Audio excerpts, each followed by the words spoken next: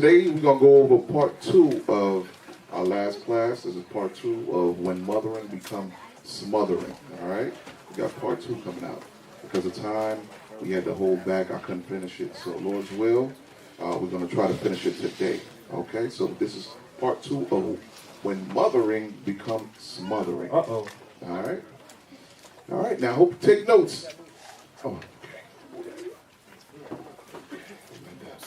Part 2. All right, so when we last left off, we was going to go into the tools that single mothers, single sisters need when raising and rearing these children up, okay? Because they have to be mindful of not to be overwhelming when it comes to raising these young men and these young women. Yeah, I'm glad we're hitting part 2 of this too. Right. Because it didn't sink in last week. Hopefully you do. I saw it right after the class. Oh, it wore off that quick and saw some smothering. Right. It's Family Fun Day. We was right there. We had to smothering. All right, let's do it. Speaking of that, even at my house, I wanted to take a shower, and I hear the girls about to have a tea party. They're having a tea party. And when I hear, Saya, you coming too? Saya's my son now. Saya, you coming too? No, not to the I tea came party. storming out the bathroom. I was like, he ain't going nowhere. That's right. Go in the room and play video games. What the hell you doing? Hey, no, but the bad part, that's not even the good part. Guess who's sitting right there? Ooh. Mom, sitting right there. Mom sitting right there, then say nothing. So after here today? She better be. Oh yeah. And she's gonna get this. Hey, Cap, a lot of fathers don't see who see something wrong with their son having tea time. Right, there you go.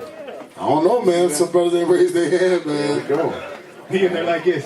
Brothers be let their sons have tea time. There you man. go. You see? What the hell is this? So I'm telling you, when we bring out these scriptures, it's not only beneficial to you, also for us who teach, okay? So likewise, when we bring out these classes, it's not for you only, it's for us as well. We can't be partial in that, we can't be hypocrites. All right, so we're going to bring out, let's start off with the video. I got it numbered. Let's start off with the video, number 1. All right?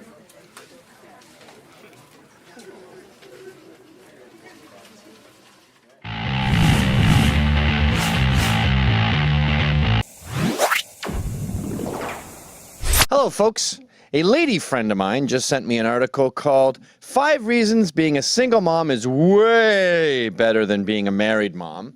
I don't usually read mom blogs because they tend to just be feel-good claptrap that says, whatever my shitty situation is, totally rocks. It's just there to make you feel good. They don't have to do any research. I don't think they have one fact checker in the entire genre of writing. But I read this with a critical mind because someone sent it to me and asked me to, and I was disgusted. It's by a woman named Elizabeth Laura Nelson, who comes from my borough of Brooklyn, and she married some old 40-year-old codger when she was 23, divorced. She's got 2 kids now, and she wants to let other moms know that totally rocks. Everything shitty about being a woman that comes from feminism totally rocks, okay? Being a cougar, being old, being single, yeah, it's cool. Having droopy tits probably rules. I don't know. But number 1, she says, I don't wake up filled with rage every morning. She says on a typical morning, she'd have run a loop in the park, made breakfast, packed her daughter's lunches, found a mitten, busting balls, kicking ass, taking names, and blah, blah, blah, broken up a squabble. Then he'd wake up. That's the man in the relationship. He'd make a pot of coffee and stand there in his pajamas, waiting for it to brew. It drove me bananas. My girls got used to hearing mommy yell. Notice it's written for children, too, in a weird way. Let me explain something to you ladies. We do suck in the morning, us dads. That's because it's not our time to shine. It's your time to shine. It's your turn to get the lunches ready. It's your turn to be stressed out, to be worried. That from when the 6 to 9, that's your rush hour. After that, when we're gone to work and the kids are at school, not only can you do whatever you want, no one has any way of knowing. You can watch daytime TV. You can sit and look at a booger and stare at it for 10 minutes thinking, that looks kind of like Donald Trump's hair. No one cares. It's not any of our business. You can go back to bed and go to sleep. We can't. We are out there rushing for a meeting in real rush hour, trying to get more money for you to spend, to buy mittens, to buy the coffee, to put the roof over their heads. We have to worry about everything. It's all our problem. Even when things are going well, we have to have a plan B and a plan C and a plan D for, I don't know, what if we get sued and we're broke tomorrow? So that pissed me off. And then we had number 2. I get whole weekends off from being a mom. By the way, spoiler alert here, every single thing of these 5 reasons why it's great to be a single mom involve her. The kids don't come up once. Me. I get whole weekends off from being a mom.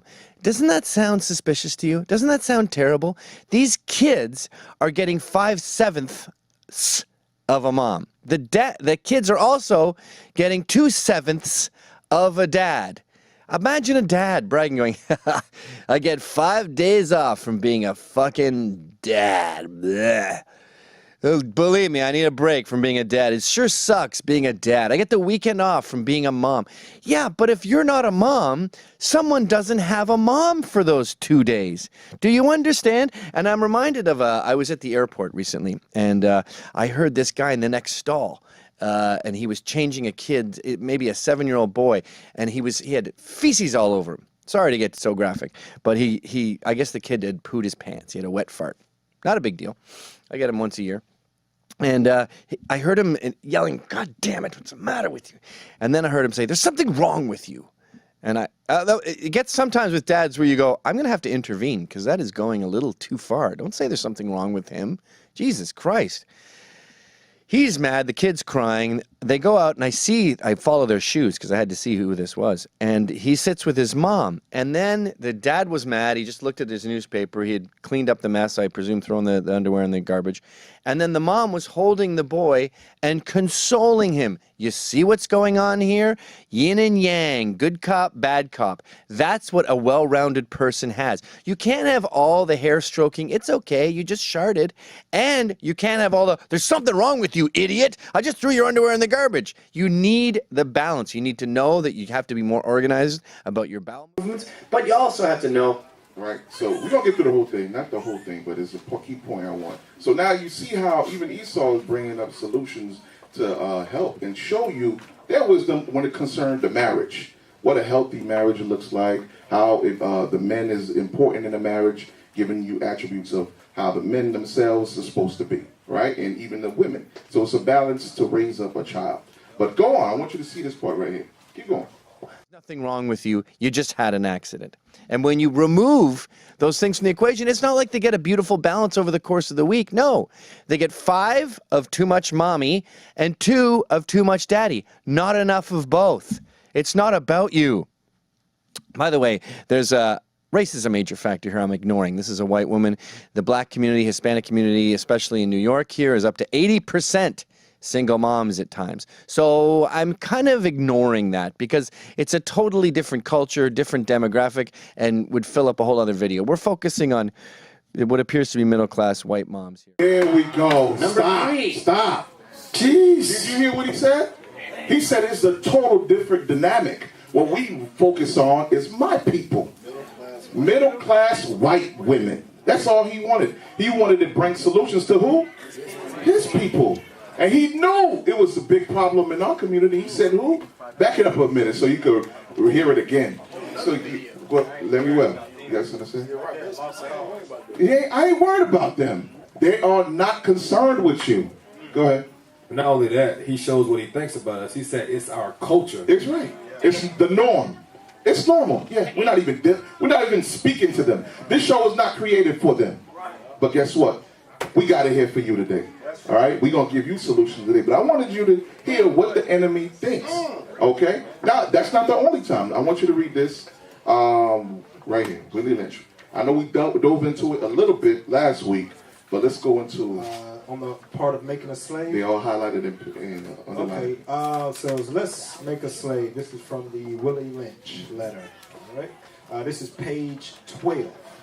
The origin and development of a social being called the Negro. Let us make us a slave. What do I need? First of all, we need a black nigger man, a pregnant nigger woman, and her baby nigger boy. Second, I will use the basic principle that we use in the breaking a horse, combined with some more sustaining factors. When we do it, the horses, we break them from one form of life to another. That is, we reduce them from their natural state Pay attention. in nature, whereas nature provides them with the natural capacity to take of their needs and needs of their offspring. So this is Esau.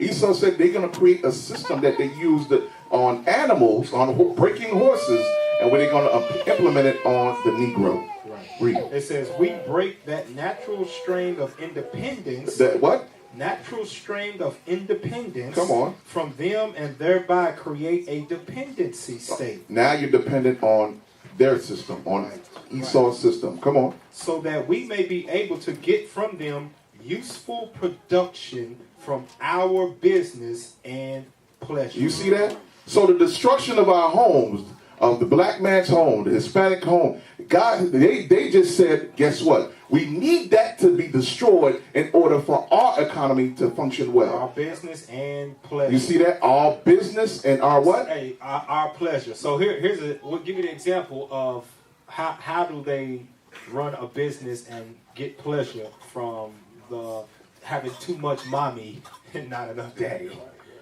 How in society does that work? Lawal Hobby. This is connecting the dots, right? So we can find solutions to how we restore ourselves as a nation. How do they make business from the destroyed homes that we got? 80% up there in New York. Like when this TV show, for example, he thrives off the middle class, telling them that, hey, I'm only for you. Nah, you missed it. Duell. Let's see what Duell. What you got? Pretty much this whole month, too much mommy, not little bit dad. I mean, that's what it turns a lot of respectful young men into pretty much homosexuals. Okay, all right, I like that. I like that. James, what you got? Give me one way. Prison system. There you go. That's what I want. That's a big one right here. Prison system. Right? That's how they make, it says, create a dependency state so that we may be able to get from them useful production. If you watched the FCN show we did, Yusef was in prison and he worked for the clothing industry, and the max pay he got was 50 cents an hour. That's it. So that he's in there making Gucci and Prada and all these fancy clothes that cost $700-800, and they paying him 50 cents an hour. Hey, Cat, remember they arrested the judge for that kid to prison program. Yeah. Right. It was a dude. He got 28 years, the judge, for selling kids that come through the jail system to prison. He was selling them to them. So basically, wrong conviction after wrong conviction. Yep. So that we for got a long time. a available convict, aka slave, who wants the first bid. And they'd be like, okay, we got 4 empty cells in Rikers Island. Okay, thank you. I'll fill the quota. Come in, boom. So it says for their business and their pleasure, right? So where we at now? Go ahead. This right here? Right. Okay, it says, we lay down the following principles for long-range, comprehensive economic planning. You see that long? Read that again. We lay down the following principles for long-range, comprehensive economic planning. Right, so they thought it out. Yeah, that's what They that thought it comprehensive out. means. It says that means very detailed, Very step detailed. by step. Right, follow this map Right. to produce this type of wealth. Number one, both horse and nigger are no good to the economy in the wild or Here we natural go. state. This is the thoughts of your enemies. Your boss, the judges. That's their mindset right there. Go ahead. Number two, both must be broken and tied together for orderly production. You have to be broken. Yep. You have to be destroyed. So then they'll pick up the pieces and put you together how they see fit. And it says here, and tied together for orderly production. There you go. Right. they break the family system, but you don't get away scot-free because they're going to get you for child support. Yeah, right. So right. you're still tied together for them to profit off of you. And as soon as you slip up with that, yep, we got some time for you here. Number 3, for the orderly futures. Here we go. I want you to pay attention. Special and particular attention must be paid to the female and the young offspring. You see that? They are more focused on you women, especially single mothers. They love it. They love it. They set up those plans so to get him out of the house. We need him out of the house. Whether it is we're going to shoot him in front of the kids, all right, pulled over, getting shot, get involved in a beat down. They detail that and focus on you women. Yep, that's where another page. Can you read that again? Yeah, says number 3, for the orderly futures, special and particular attention must be paid to the female and the young offspring. Now, y'all know what we reading is the William Lynch story, Breaking of a Slave, right? So he focused on the woman and the children. That lets you know that the reason why we in this position today is because we don't have fathers. It's because the focus is not on the men. The focus is on the women leading the children. That's the whole focus. That's what God say too, right? Yeah. Isaiah 3. 3 and 12. That's the whole focus. God know that's out of order. Number 4, both must be crossbred to produce a variety and division of labor. Number 5, both must be taught to respond to a particular new language. Number 6, psychological and physical instruction of containment must be created for both projects. There we go. That new language now. I'm living my best life now. Go ahead. No, there's more. We'll go to the next page. Okay. So now we're at the breaking process of the African woman, right? So I'll go to this paragraph here. Second paragraph, page 16. Yeah. Understanding is the best thing. Therefore, we shall go deeper into this area of the subject matter concerning what we have produced here in this breaking process of the female nigger. We have reversed the relationships. You see that? They have reversed the relationships. Meaning the ordinary relationship would be what? Husband, wife, children, right? They said their mission or their focal point is to break that, destroy that, reverse it. In her natural uncivilized state, she would have a strong dependency on the uncivilized nigger male. Read it again. In her natural uncivilized state. Her natural uncivilized state. Come on, to them is uncivilized. Right. But according to the Most High, that's according to His plan. Yeah. Read. She would have a strong dependency on the uncivilized nigger male. You see that? She was created to depend on her man. Read. And she would have a limited protective tendency toward her independent male offspring. Say that again. It said limited. Read it again. Limited. She would have to a who? limited protective tendency toward who? Toward her independent male offspring. You see that? But go on. There's more. And would raise the female offspring to be dependent like her. Meaning she would be more focused on her daughter, raising her up to be dependent on who? The male. Now it was limited protective tendencies towards the son. Right. Because she know that it was only so much I can do for him. Right. It's the father's job to raise a make him boy. You see that? Yep. It said here, this is what he said. It said nature had provided for this type of balance. You see that? Nature, meaning God. Right, that's what he's talking about. God created it that way. But for us to maintain our business and our pleasure, we need to disrupt that balance. All right? We need to disrupt that balance. This is nothing new. This is nothing new under the sun. Our enemies know it. Give me Ezekiel chapter 39 and 23. All the nations knew it. They knew exactly what to do to disrupt that balance that God created. But us being simple, sottish children, like the Bible says, we fell for it. 39 and 23. Ezekiel chapter 39 and verse 23. And the heathen shall know that the house of Israel went into captivity for their iniquity. For their what? For their iniquity. You see that? It said the heathen, the other nations know why you are destroyed now. Why you can't maintain a healthy marriage, an honorable marriage. They know exactly what to do. Read. Because they trespassed against me. Therefore hid I my face from them, and gave them into the hand of their enemies. You see that? Till this day, you are still subject to your enemies. Hey, go to Jeremiah 50, because I was finishing out Jeremiah 50, and read verse 6 and 7, because the Lord gave us over to the hand of our enemies, right? We all understand that. We hear it because of our sin, right? But this is what happened once we went over. They didn't look at us or treat us, okay, this is God's people. They hear because they have sinned against their God. So let us not do too much to make their God mad, right? This is what they did. Read that. Jeremiah 50, 6 and 7. Jeremiah chapter 50 and verse 6. My people have been lost sheep. Their shepherds have caused them to go astray.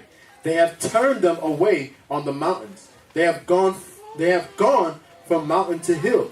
They have forgotten their resting place. That's us, right? Here's the point. Verse 7. All that found them have devoured them. And their adversaries said, all them that found us devoured us. That's the Willie Lynch right here. Devoured us, destroyed the homes, put drugs there, right? Make the women the head of the household, and make the sons dependent on the woman, so they won't end up keep on procreating, right? They'll be effeminate. Put some rappers out there, put them in dresses, give them legal rights, make a pride month for them, and watch them go over the top. And you'll see on the show when we bring it out, Israel always goes overboard with the sin. Flamboyant is what it's called in that world, right? It says that they devoured them. The adversary said, what did the adversary say? We offend not, because they have sinned against the Lord. Read on. The habitation of justice, even the Lord, the hope of their fathers. So knowing our condition that we are in, we are here because we sinned against our God. They keep on, what would you say? They help in the destruction of us and say, we didn't do nothing wrong. This is happening because they sinned against their God, but they are the hand that is doing it, that are pulling the strings from behind the scenes of destroying the family and whatnot, to where we are at a decayed estate, what God called it. And they say, we didn't do nothing wrong. What do you mean? What's wrong? Breaking up the household? We didn't do nothing wrong. It's their fault. They sinned. So they continue to do worse and worse and worse toward us. That's why God gonna jack them up when he come back. How many people saw the movie Saw? Saw, right? So in Saw, they would do what? The whole concept was, okay, put them in these enclosed, confined areas, and then put deadly traps around them. Now, the only way they would have to get out is how? They would either have to kill the other to free themselves, or lose a body part in order to make it out alive. Likewise, our enemies have done the same thing. They put what? Drugs in your neighborhood. They put liquor stores, strip clubs right there in your neighborhood. But if you go in their neighborhood, what you see? None of that. Chartered schools. Yeah, one liquor store that everybody go to. You got one, maybe two churches. That's it. Right. Ain't filled with churches like that. They that. don't even call their liquor stores liquor stores. They call it Total Wine. Total Wine, yeah. Right. They give it pretty names. They give it delicate, the winery. Right. But in our neighborhood, they call it what? Liquor stores. Right. And it's open 24/7. So exactly what's going on is happening again. So I encourage you, sisters, if you don't have it, get it. Get your pink highlighters and highlight the parts pertaining to you. Okay, this right here. So there's some tools right there for you. There's more. Go to Exodus 1 and 7. Because there's nothing new under the sun. Exodus chapter 1 and verse 7. And the children of Israel were fruitful and increased abundantly and multiplied and waxed exceeding mighty. And the land was filled with them. Now there arose up a new king over Egypt, which knew not Joseph. And he said unto his people, Behold, the people of the children of Israel are more mightier than we. Listen to the thought of the Pharaoh right here. It says, the children of Israel are stronger than us, more and mightier than us. Now what? Verse 10. Come on, let us deal wisely with them. Here we go. Come on. Lest they multiply, and it come to pass that when there falleth out any war, they join also unto our enemies, and fight against us, and so get them up out of the land. So that's the fear of the other nations. It's always been that fear, that the children of Israel would always surpass them. It's bound to happen. It's going to happen, no matter what. If we stick to the commandments, we apply these commandments, we're going to make it. We will surpass the other nations. All right? Come on, read on. Therefore, they did set over them taskmasters to afflict them with their burdens. You see that? So this is them dealing wisely. Read on. And they built for Pharaoh treasure cities, Pithom and Ramesses. But the more they afflicted them, the more they multiplied and grew. The more, listen, the more, that's Israel. The more we got afflicted, the more we was growing. The more harder we went.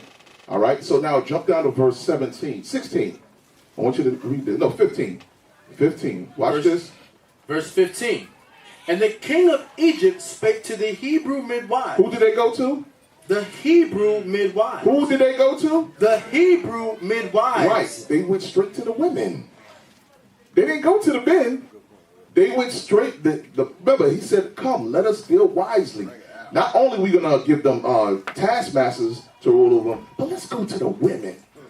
We're going to see if the women can further our project. Read. What was the plan? Of which the name of one was Shiphrah, and the name of the other Puah. Come on.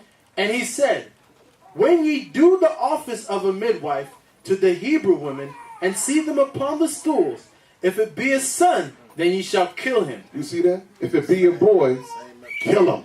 That's the same method going on today. Now, you know, abortion right now, but the same way now, the way you might not kill him physically, what you do is you destroy his spirit. Yes. You destroy his spirit. Stop all, he's loud, stop all that yelling. He running around, sit down somewhere. You turn him in to that little girl you wanted him to be. That's right. You destroy, you killing his spirit. It's the same thing, just in a different spiritual now. Because now we have women who are in agreement with the oppressor, and they will dress up their children to look just like the oppressor, out of fear, not knowing that they've been indoctrinated by the Willie Lynch. Not knowing. But read on. But if it be a daughter, then she shall live. Right, let her live. Why? Because she's going to grow up to be obedient to the oppressor. But now what's going to break that cycle? The only thing that's going to break that system is this. Read the next verse. But the midwives feared God. They did what? Feared God. They did what? Feared God. That's the only thing that's going to break that system. Is fearful women that fear the Lord more than the oppressor. Okay, that apply the scriptures. Read it again. But the midwives feared God, and they did not as the king of Egypt commanded them. And what happened? Verse 20. But saved the men children alive. Verse 20. Verse 20. Therefore God dealt well with the midwives, and the people multiplied. You see that? So because of the women's fearlessness, they said, "The hell with the oppressor. I fear God. I have respect to my nation." Listen, the Most High said, "Listen, these are rightful women. These are righteous women. Let me go ahead and deal righteously with them. Let me bless them." Hey, also, it's going to take sisters, and I'm going to use that sense as in the body. It's going to take sisters to say something when they see something. Because a lot of times, sisters can see that effeminate spirit faster than men. You see it on the kids, and you got to say something. You got to say something. Sister, you need help? What's going on? This happened right here. You didn't say nothing, but I saw it. Now I'm coming to you. We got to handle this right now.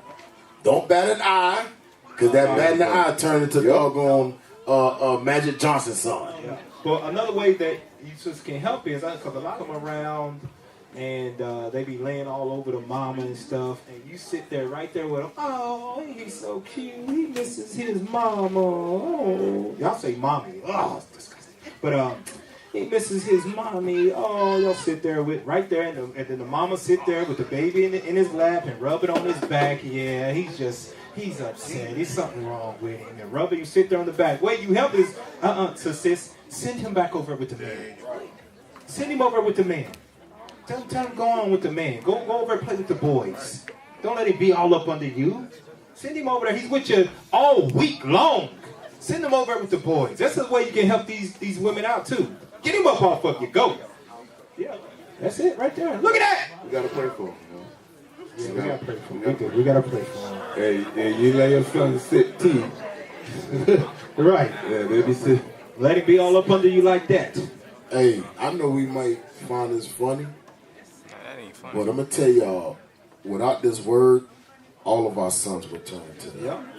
Yeah. Without men actually standing up being men, and our sisters standing up and being aged women of the Lord and fear like our foremothers did, our sons returning to that easy.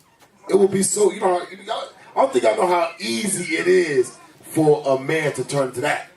Yeah. It's everywhere. Yes, it's easy because as soon as they do it, all of America is quick to accept it. To back them up. And you better not say a word against that, or you will be going to jail.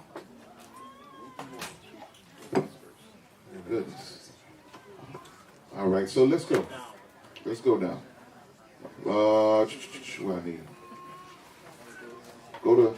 All right, now we're gonna go to a segment that I love. What would Christ do? What would Jesus do? Right? What would Jesus do? Go to John chapter 19, verse 26. John chapter 19, verse 26. What would Jesus do? John chapter 19 and verse 6. 26, sorry.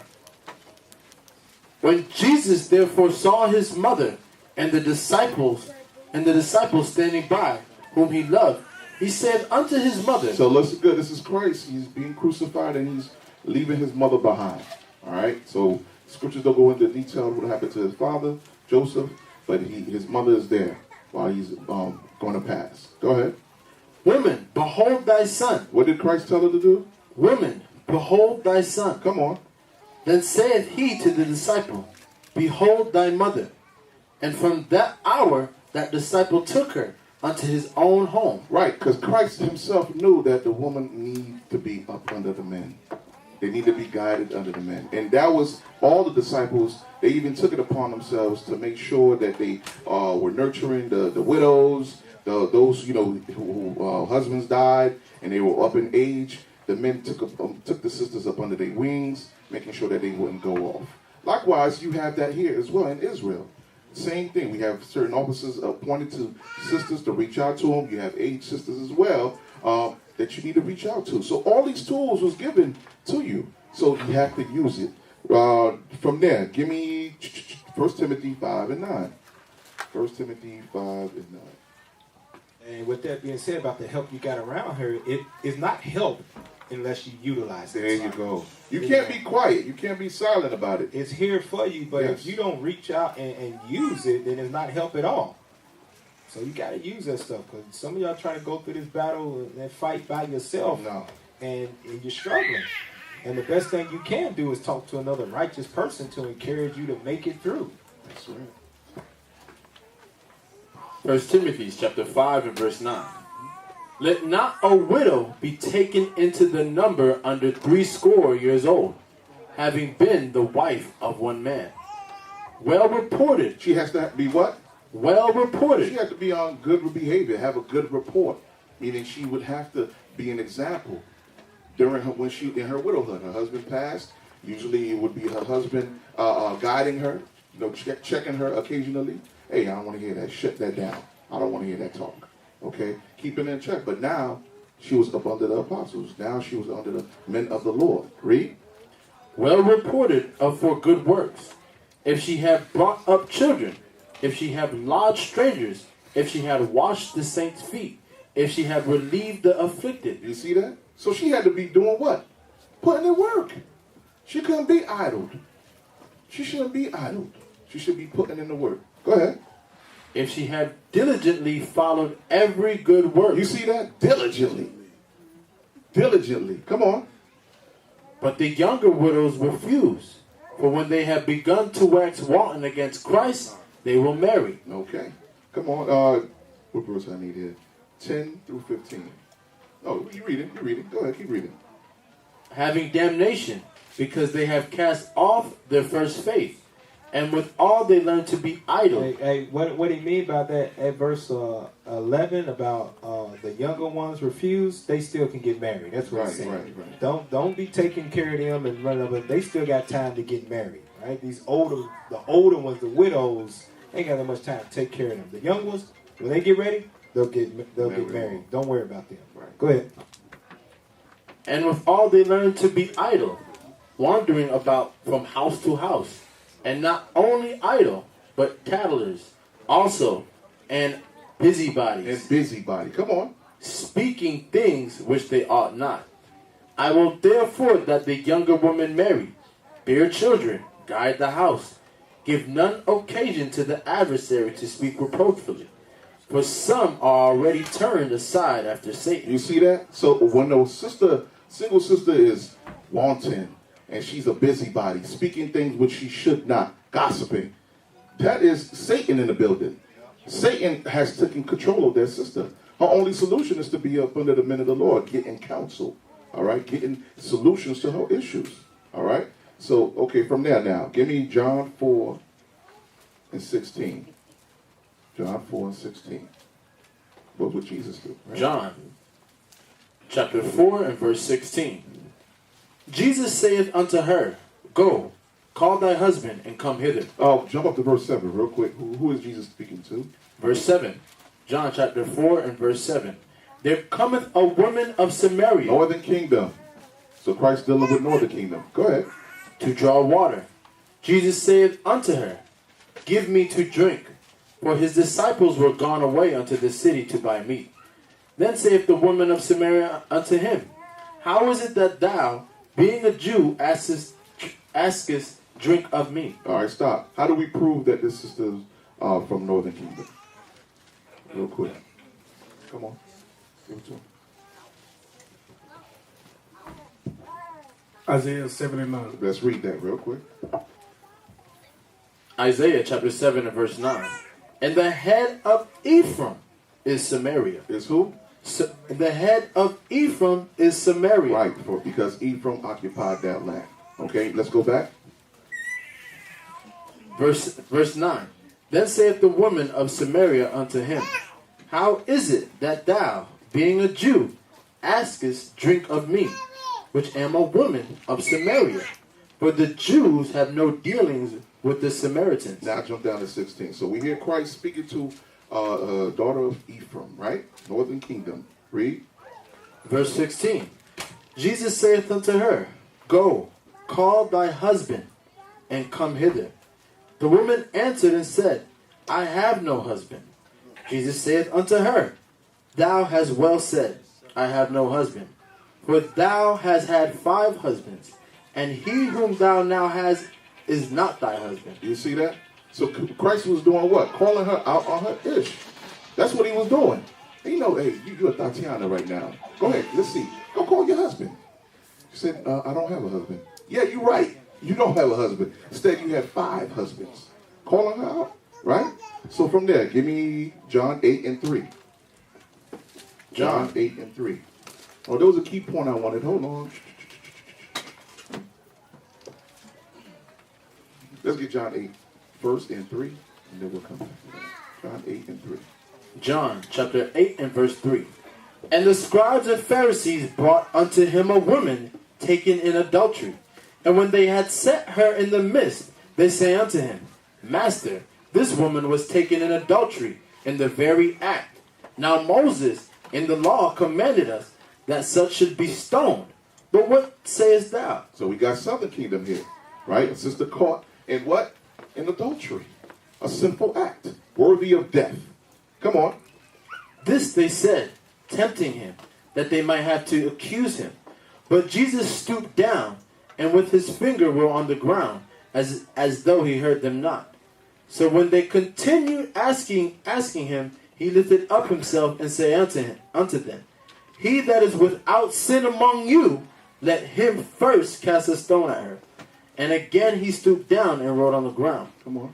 And they which heard it, being convicted by their own conscience, went out one by one, beginning at the eldest, even unto the last. And Jesus was left alone, and the woman standing in the midst. Come on. When Jesus had lifted up himself, he saw none but the woman.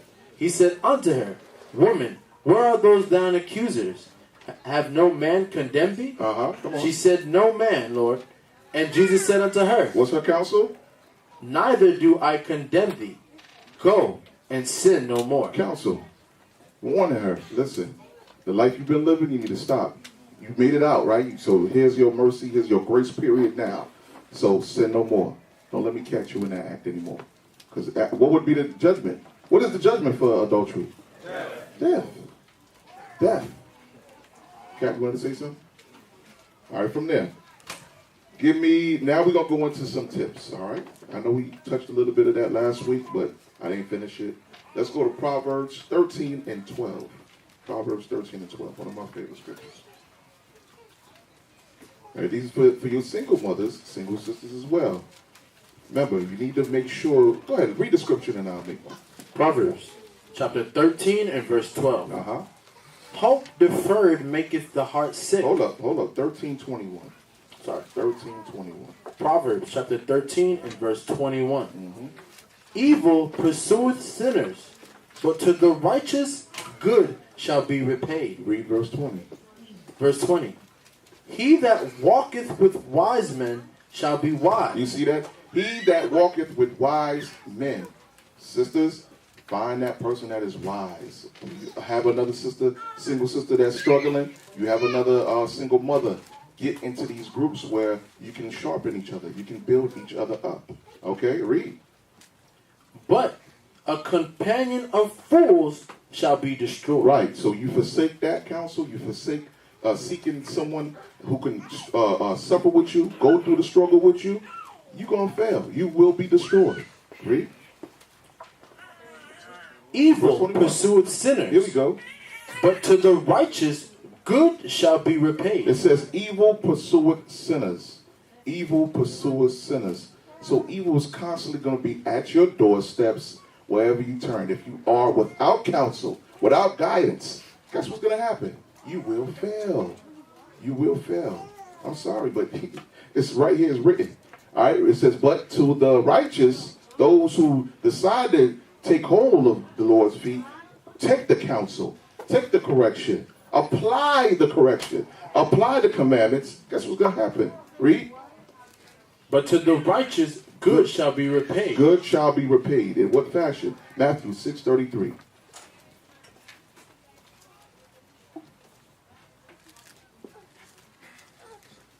Matthew chapter 6 and verse 33. But seek ye first the kingdom of God and his righteousness, and all these things shall be added unto you. All these things shall be added to you, meaning all your worries that you were walking around with, the Most High took care of it. He took care of it. Why? Because you did this. Go to 1 Peter 5 and 7. 1 Peter 5 and 7. 1 Peter chapter 5 and verse 7. Casting all your care upon him. You see that? Read it again. Casting all your care upon him. Come on. For he careth for you. Now write this down. How do we cast our problems on the Lord? We do this through counsel, fasting and praying, and patience. Again, I'm going to read it again. How we cast our cares on the Lord? Through counsel, fasting and prayer, and patience. You need those. That's how you cast your cares on him. Especially me, when I'm going through it, hear them bills piling up. All I got to do, listen, let me fast and pray on it. Let me see if anything I can do. Let me call the captains up and see if they could help me out. All right? Afterwards, I leave it up to the Lord. And I'm telling you, every time I've done that, I've been blessed. All right? One more time. Read that again. 1 Peter 5 and 7. 1 Peter chapter 5 and verse 7. Come on. Casting all your care upon him, for he careth for you. You see that? Because he careth for you. All your hairs on your head are counted. All right, play that next video.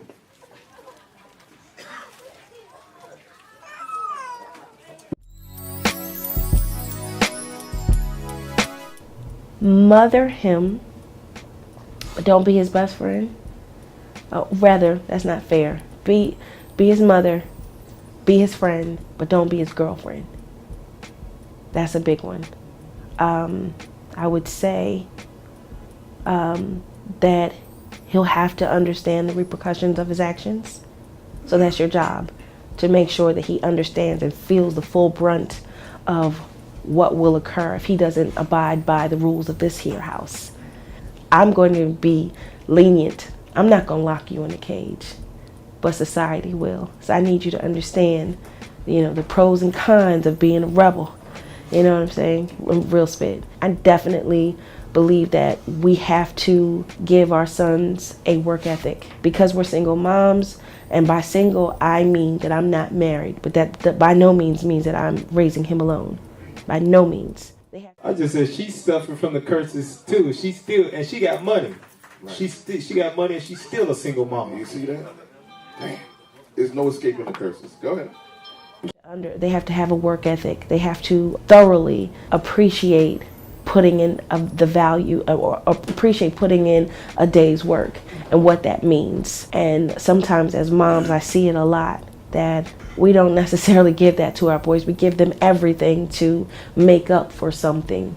And that's not a good idea because you're going to have a grown man waiting for you to give him everything. And lastly, hell or high water. Don't talk bad about his dad. If you got to bite your tongue in half, do that before you start talking crap about his dad. He'll look at that as a reflection of himself, and exactly who you don't want him to be is who he'll be because he thinks it's in his DNA, and it's bigger than DNA, and that's big. Well, see, the thing is, I wasn't talking about interracial dating, and that's that's where everybody's going to get it. She said, be mindful how you talk about his dad, in front of the child. Because the same exact way you don't want him to be, he will grow into that. Or with the daughter, you talk bad about him, and the daughter find somebody just like him. And you be hurt 2 times. Right. By the man that left you, and then your daughter or your son get the woman that is, or the man that's opposite of what you wanted them to have. That's the worst. Go ahead. And it's bigger than DNA. And that's big. Well, see, the thing is, I wasn't talking about interracial dating. And that's that's where everybody seemed to get it twisted. The article was intended to be called "I'm Just Saying." What it was called was because she got in trouble for making talking sideways about interracial marriages. So that's why ever since then her career been slowly diminishing because of her comment. Go ahead, play. Jill Scott discusses interracial relationships. I'm a writer, and the first thing that I know is that in order to discuss something, I need to do research. And that's not what the article was about. It was about Black women and our response, the internal response to a happy, healthy, wealthy Black man having a white wife or a white girlfriend or whatever. What is that in us? That's what I was talking about. Us, not them. So you see, again, they don't like that. The nations don't like that. When we begin to talk about each other's solutions for our people, they do not like that. Like it said in the Willie Lynch study, it said it's not good business for them. Right. It ain't good business for us to have a man, a woman in the house with children that are raised by both of them. It's not good business for them. So when you speak against that in any kind of way of rebuilding your people, you get shunned. Yes. That's why they don't want no. Truth is okay here in Babylon the Great, as long as it don't come from you Negroes. Because your truth will destroy what they have set up over the centuries. Right. That's why you can speak about any kind of truth, but it better not be what we done to you. Yes. Anything but that. Right. Yeah, Matthias. Mike. The mic's on. Make sure the mic's on, man. Help them out. Just say it. Go ahead, say it. Just like they recently did with Steve Harvey. Well, what happened with him? He took all his shows There you go. Man, see that? Even Steve Harvey got hit. I didn't know that. So we just came from a Stop the Violence. We went to a Stop the Violence event today. Pass out flyers. Well, their solution, what the other nations have, their solution for Stop the Violence in our community is vote. So they had, of course, they had our sisters lined up in every spot trying to get us to vote. That's their solution. Well, if we have a different president, maybe the violence will stop. How the hell is that going to help us? Right, we even had a black president, and still no change. So, right. Yeah, the beginning of Steve Harvey being taken off, I think he had that conversation with Monique, and he said something about, we can't do that. That's them, and we can't. He made it personal, then every show started. Yeah. That's exactly what happens. See, that's why we get blackballed ourselves. Israel get blackballed. Because we don't hold back.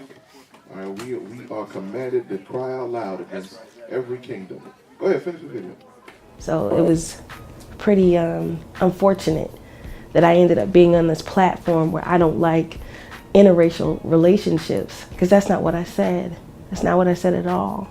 I love love. If you love that person, please love them hard and good.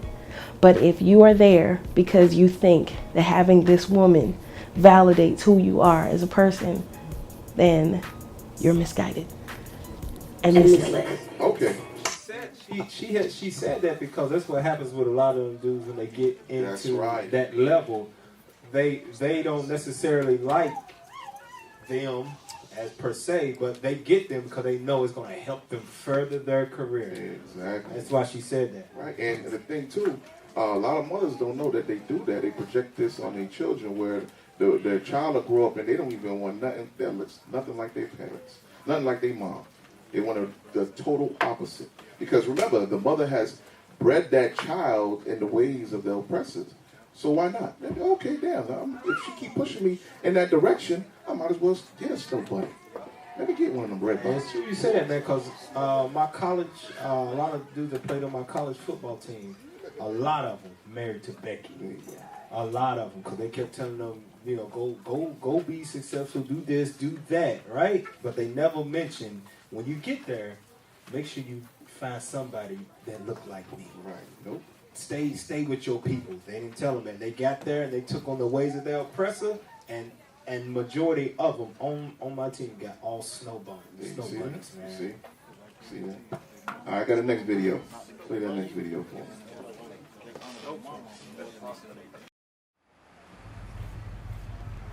Chase is my only son, and this is not the first time that I've driven to see Chase and it's a battle to come outside. This is not the first time. This happened maybe 5 years ago. If I make a surprise visit to Chase, nothing else should matter because I'm his father. Who's that? Who's that? My name is Daphne McWilliams, and I am the mother of a boy named Chase. I had often wondered what kind of boy he'd be if his dad and I stayed together. As a documentary filmmaker, I decided I would go out and ask men who were raised by single mothers what was life like for them. Maybe this would help me help my son. I don't know much about my father. When I was 3 months old, my father left. He never came back. There was no relationship there. When he ended up dying, my grandmother's son died. Stop. You hear what he said?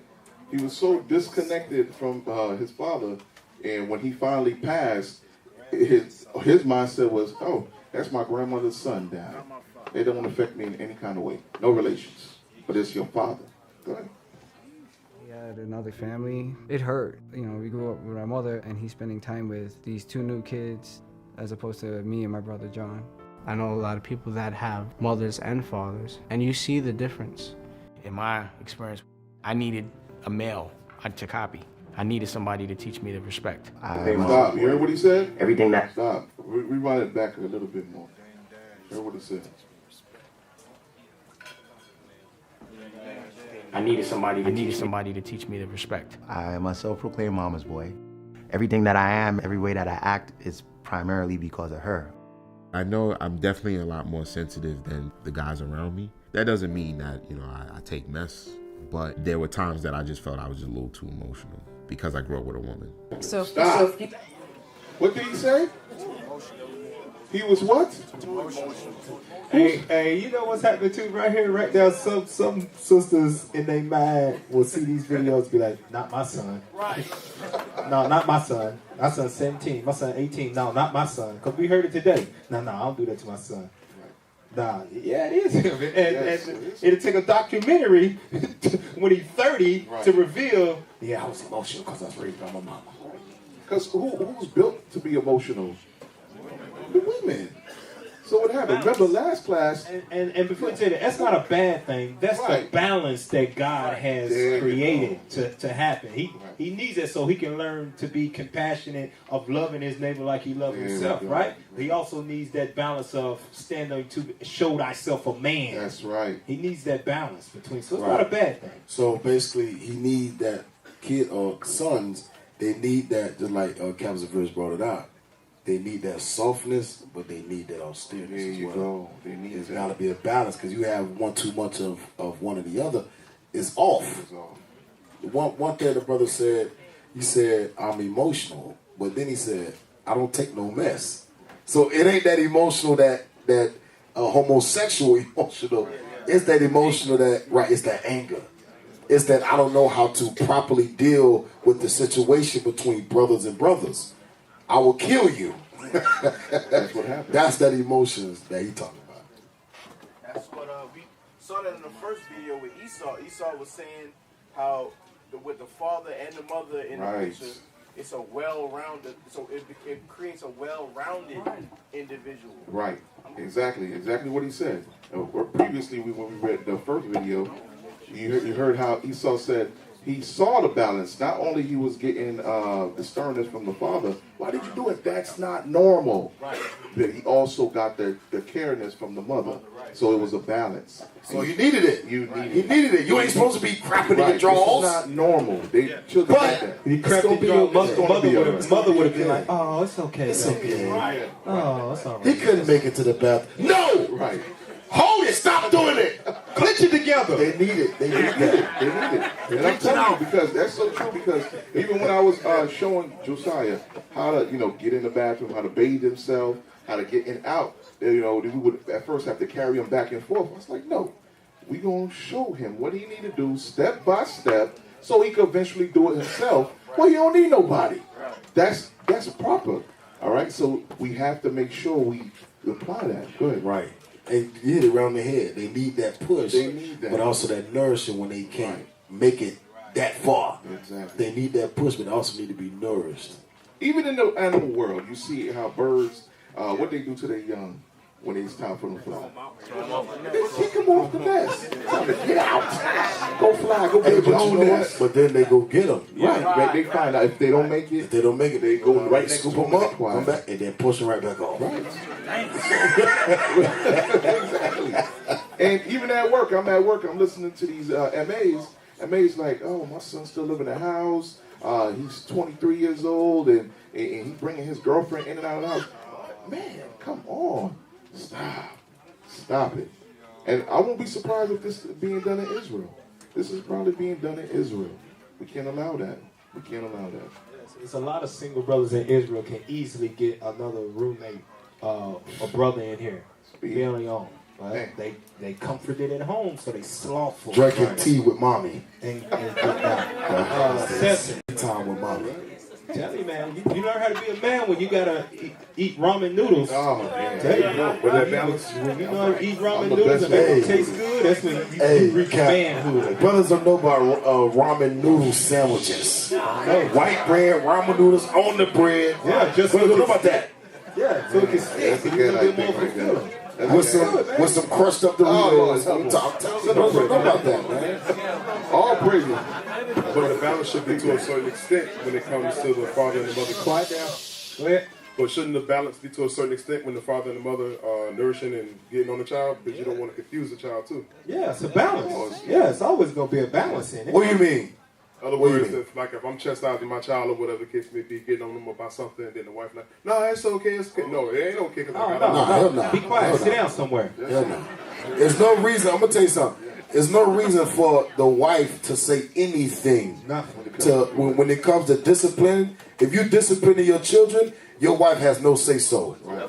According to the word, of course. Now, if you beat them across the head with a pot, right, you're right. That's different. That's abuse. That's abuse. Discipline and abuse. Is But when it comes to discipline, and even though they may not even see it, but you see it. You know what I'm saying? We see things in our kids that sometimes our wives don't see, and we gotta put the hammer down. If a woman does step in and try to stop the discipline from being brought forth, tell them you got that Willie Lynch on you. Yep. That's exactly what it is. You got that Willie Lynch on you. The reason I ask because I got family that like would chastise their kids, and then like even it might be the mother. They'll chastise the child, and like after they beat him, like I'm sorry. I'm like, well, you're confusing the hell out of them because you're beating them and chastising them for one situation, and you're telling them you're sorry for the other. I didn't get that. I need to say something on that though. I need to say something on that because you're saying other family, that's in here. That's in here. I'm gonna tell you, when you do that, the child is looking at the parent and say, I got him. I'm gonna manipulate. Parents against each other. I'm gonna manipulate the mom when the father corrects me. And you raise a child where now the mother, when they know that if they want something, they know which parent to go to. Because they already figure that the two of y'all are divided in discipline. You're not one mind. And don't say it's other families. It's right here. Inside here. When you go home. Yeah. It's all good here in the South DC when you go home. Hey, it's a song by Luther Vandross. It's about he's singing about how his mother and his That's what my his father. mother dance with my father. It's a verse in there where he says that his father denied him something, I forgot. And later on at night, his mom put it under his pillow. You see what I'm saying? But stuff like that, that's not order of God. If the father says no, then the mother should say no. Because when you do that, eventually the child will turn the mother and the father against each other. Right. And next thing you know, now the house is out of order. And there's rebellions in the house between the two parents. And then the kid's out of order. Teaching the kid to be a liar and a manipulator. Hey, I'm gonna tell you, kids are very, very manipulative. Evil is in everyone. Oh! Hey, find that scripture where evil is found in the hearts of the child. Hey, I'm gonna tell y'all something. And I get on my wife about this too. I'm gonna tell y'all how kids are just manipulative as hell. My son will ask for something, right? My son be like, is it okay if I get a cookie? Mommy, yes. Mommy, yes. What? They do that. Is it okay, Mommy, yes? Mommy, yes. They answering her before she even give the answer. That's manipulative. I can say the word. I can't say the word. They manipulative as hell. I'll be like, that's some evil stuff, man. No. And I was going to say yes because you said yes. No. Go sit down somewhere. Read that. Daddy, yes. Read that real quick in the script. Get that. Sirach 17 and 16. Read that. Sirach chapter 17 and verse 16. Every man from his youth is given to evil.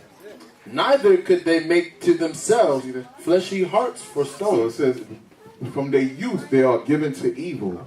That's what happens. They are very slick. They're born into that. That's what happens when you play the good cop, bad Right. cop stuff. You're enhancing that evil that's already in them. They grow up and be men and women. They go out there in the world and try to do it on other people and get their head bust wide open when somebody catch them in it. So you got to ask yourself, when you see a child like that, how did that thought get into? Because you didn't teach the child that. It's already embedded. It's already embedded in them. By It's in default. them, by default. Proverbs 22:15. So the Lord already knows our children are like that, and in this precept, He gives a solution to it. Proverbs chapter 22 and verse 15. Foolishness is bound in the heart of a child. When something is bound, means that it's already embedded in your mind. It's already cling to it. Foolishness. So the thoughts of manipulating your parents, deceiving them, lying, they're proving their parents which one I can get over on. So that's why your parents gotta be one mind. Unified. And for you single mothers, you need to be unified with leadership. My son brought this home. What do you think about that? Inquire of that. Could bring that up. We heard every scenario you could think of. Every last Where one. from a child being angry, acting out in the schools. All right, well, even one of us had to show up and pass by the school. Okay, because we know the importance of the male being there. We know that. Finish that precept. Foolishness is bound in the heart of a child, but the rod of correction shall drive it far from him. So it says the rod of correction. So it's important that the fathers discipline their sons, discipline their daughters, because you want to take that thing that is bound in them, you want to drive it away. So if you are disciplining your child, either mother or father, and one parent is against it, you're now allowing the foolishness to stay with that child. You're not helping them. Play that video. I take mess, but there were times that I just felt I was just a little too emotional because I grew up with a woman. So if you could say something to your father and you think it would help the relationship, what would you say? I wouldn't tell him anything because I don't think he can help. Nothing can help the relationship. Off top, you already know what's going on. His stones should have been dropped at that age. All right. Y'all brothers know what stones are, right? We ain't got to say it out loud. Go ahead and play that. He can help. Nothing can help the relationship. Raising Chase alone was not always easy. He acts like he isn't, but he's listening. Because I was that kid. Even in the middle of a fight, if we were just going to choke each other. How many hours do you think you're on that phone? I don't know, Mom. It's not hard to be a dad. You just have to have sex, get a woman pregnant, the baby's born. Guess what? You're a dad. But it takes more to be a father. I was not fathered, but I was parented. Get over yourself and show up. That's the hardest job, is parenting. Being a real man is everything to me. I thought the behavior was appalling. I thought it was disgusting. I was like, who you think you are? I said, now you want to be my father? You want to try to prove your manhood or try to make an example of me? I said, you're not my mother. You never raised me. I said, you ain't ever do nothing for me. So you heard what he said right there? When he finally met his father, he had hatred towards his father. Where do you think that came from? Who put that thought in? The mother. The mother. He ain't nothing. He ain't never did nothing for us. I had to hear that too from my mom. He ain't nothing. You better not act like him. Don't do that. He don't do nothing for us. It's all me. You gotta be mindful. Go ahead. Don't you ever put your hands on me. My last memory of him living in the home, he was being dragged out by the police. I tried calling him once around 6 years old, and he basically scolded me for calling him. It doesn't really matter even if he wanted to be a father figure, especially now that I'm 14. I wouldn't ask for any advice, per se. The idea of my children not even being close to me hurts more than anything else because it's not what I want. I am not going to force him to do something he doesn't want to do. I don't have a lot of anger towards my father. I wish things were perfect in a perfect world, but they're not. So, can I say something? Yeah, go ahead. Why y'all think that all these men ultimately despise the thought of their fathers trying to come back into their lives? Because a lot of the men was like, how dare you come to me and try to say something to me? Right. Try to be a father now. Try to be a father now. Let me well. Well, as previously said before, the hatred that the mother instilled in them, okay, and they think that they're the man of the house because they've been without one for so long. So now when another man is trying to correct them or discipline, they don't know how to humble themselves. When they try to do what? Correct them or discipline them. There you go, right there. Because when a father comes, now you can't have two lions in the house. You can't have two head lions in the house. Somebody gonna have to submit to the other. And as a young man growing up without a head lion, in his mind, he's the head lion. How dare you try to come into my house and be my head? No. Because the mother treated the son like what? He was the head lion. The mother never disciplined him. She emotionally fed him to be emotionally strong, physically weak. Physically strong, mentally weak. So when the mentally strong man tries to come back, nah, nigga, you can't say nothing to me. How dare you say, I wish you would put your hands on me. I've seen this in my own household. How my sister would look at her father like, you gonna do what to me? I wish you would put your hands on me. Why? Because, It would have put him in jail. Right, because he ain't never been there, so it's not a bond there. Ain't no bond. In my mind, you just my grandmother's son. So how dare you? See? So, give me Sirach 37 and 12. 37 and 12. All right, to avoid that, to avoid scenarios like this. And we even had incidents where mothers would still reach out to the fathers of the child, and the father of the child is not keeping no commandments.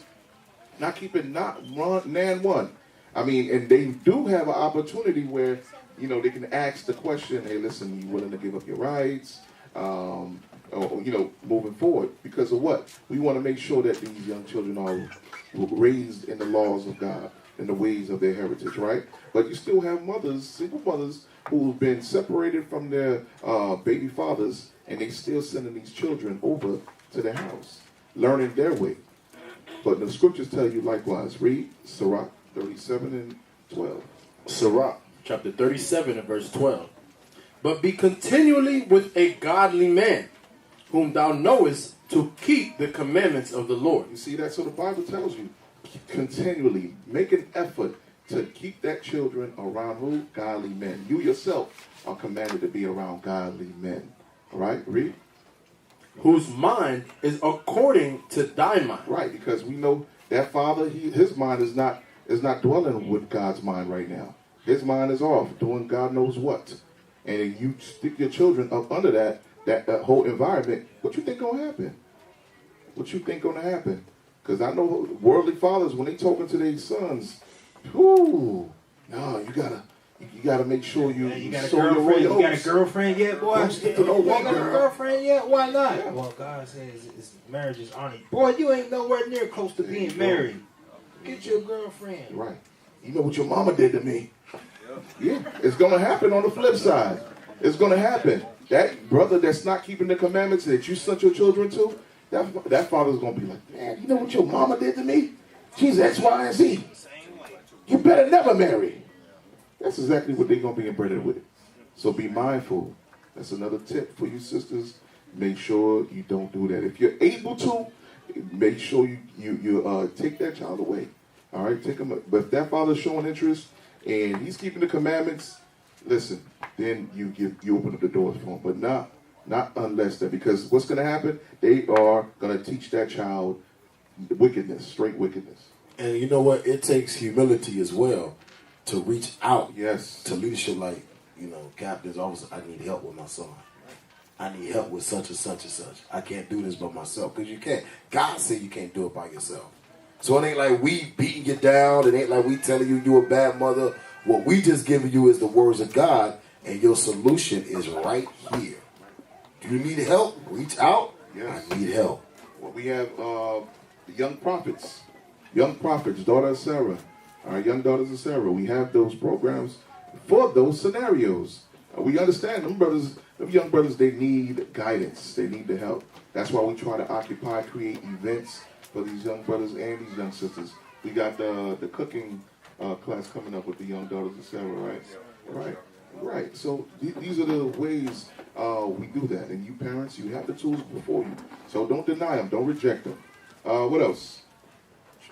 From there, Captain, you got something? Let me know. Hey, go. I want you to play that. When you gonna play a video? Oh yeah. You're gonna play one more video. Hold on. Yes. Whew. Can't believe I almost forgot it. Play that last video. Number 4. Number 4. Oh, you got some too? Go ahead. All right.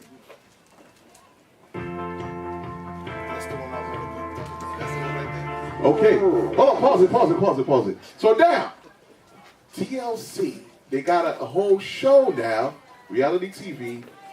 It's called Smothering. Smothered. Watch this. Love you so much. I'll do anything for you. Anything you need. She's my best friend. You're my best friend.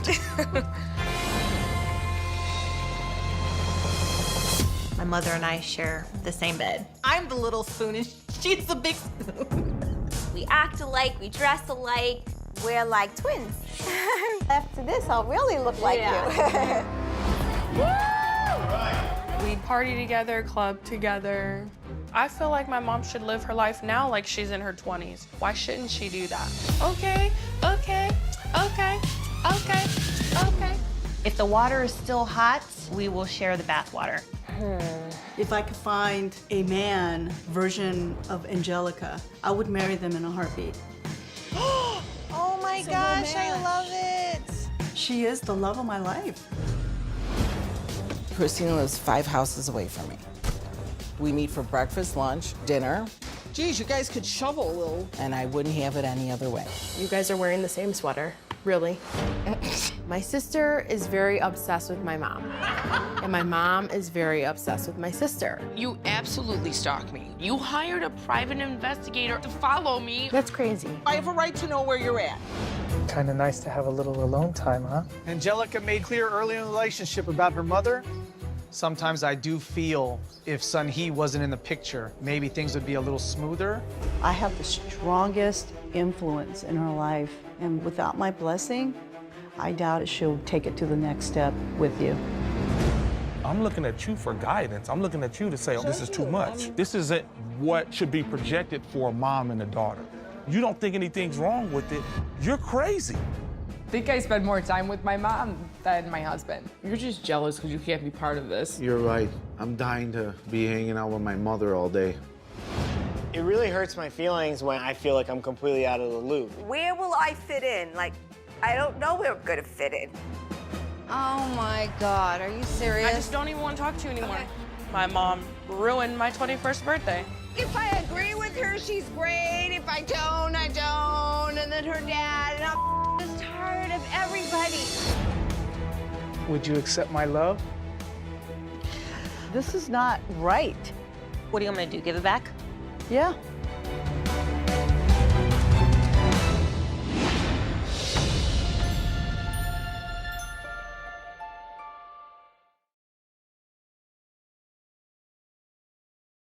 All right. There we go. Wait, let that drop. Let it drop. All right. There you go. So, with that, family, hope you gleaned off of the class. We pray that you don't become that smothering mother. We have the tools laid out. Lord's will, you apply them, all right? With that, we say. Now they will see the true men of God. We are not black men, we are the Israelites. That's right.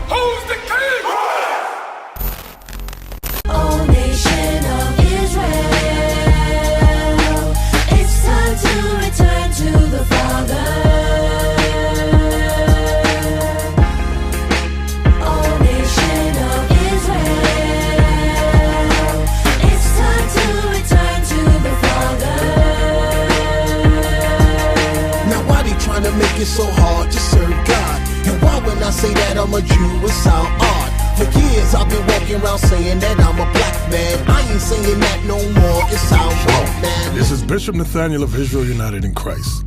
Please subscribe to our YouTube channels.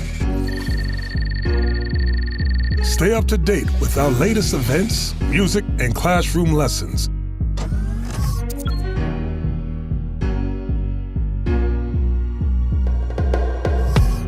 IUIC plans to continue visiting different countries where this gospel has not been preached before. IUIC needs your help in pushing this truth.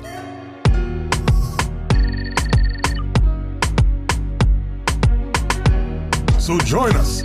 Subscribe to our Instagram, Facebook, Twitter, and podcast, and stay up to date with us.